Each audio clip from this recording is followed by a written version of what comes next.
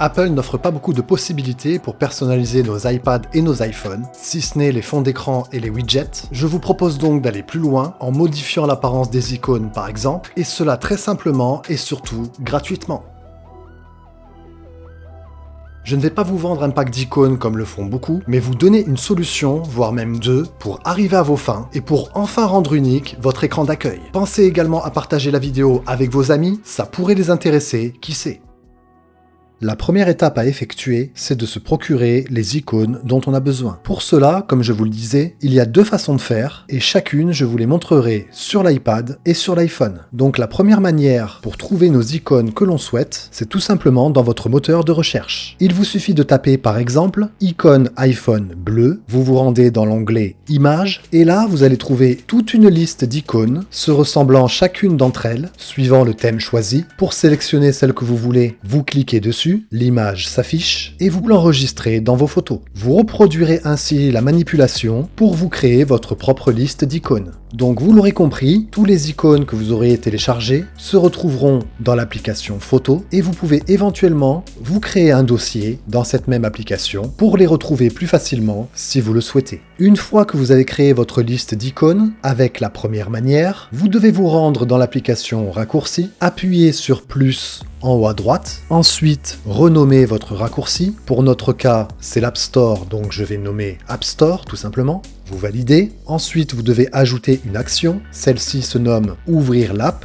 Une fois l'action choisie, vous sélectionnez l'application à ouvrir, donc dans notre cas, toujours l'App Store. Et une fois que cela est fait, vous vous rendez dans l'onglet Partager, vous sélectionnez sur l'écran d'accueil, et là, on va choisir la photo de notre nouvelle icône. Donc choisissez bien l'onglet photo et choisir une photo pour retrouver celle voulue. Vous cliquez dessus et là on peut observer que la nouvelle icône a été prise en compte. Comme je vous l'ai dit, vous pouvez créer votre propre dossier dans l'application photo, mais également dans l'application fichier si vous le souhaitez. Vous pourrez ainsi le retrouver dans les différentes propositions. Pour terminer maintenant l'opération, vous appuyez sur ajouter et vous voici avec votre nouvelle icône App Store. Et vous avez juste à refaire la manipulation pour chaque application que vous voulez changer. Une petite précision, en créant votre icône, vous avez la possibilité d'effacer le nom pour qu'ainsi celui-ci n'apparaisse pas sur l'écran d'accueil. À vous de voir ce que vous préférez. Donc on a vu la première façon pour changer une icône, et même plusieurs si vous le souhaitez. Et comme vous avez pu le constater, la manipulation est totalement gratuite. Et en voici une seconde, qui est peut-être un peu plus complexe, qui demandera un peu plus de temps, mais vous permettra de vraiment personnaliser votre icône comme vous le souhaitez, pour ainsi vous créer un design totalement unique. Donc cette deuxième façon, c'est en utilisant une application d'édition. Pour la démonstration, je vais utiliser Canva, et là, cette fois-ci, sur l'iPad,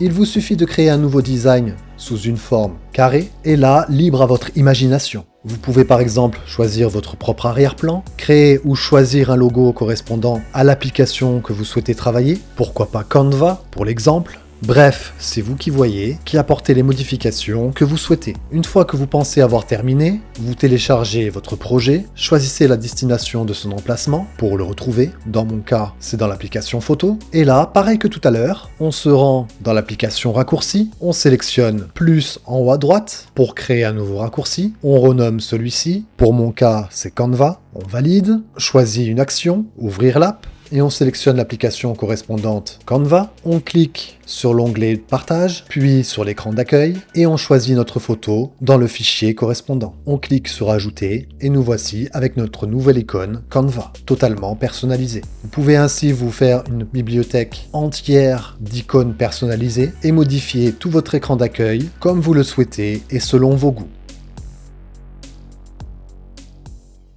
J'espère que la vidéo vous a plu. Si c'est le cas, pensez à mettre un petit like. Vous avez des questions à me poser, n'hésitez pas non plus. Et moi, je vous dis à très vite. Bye.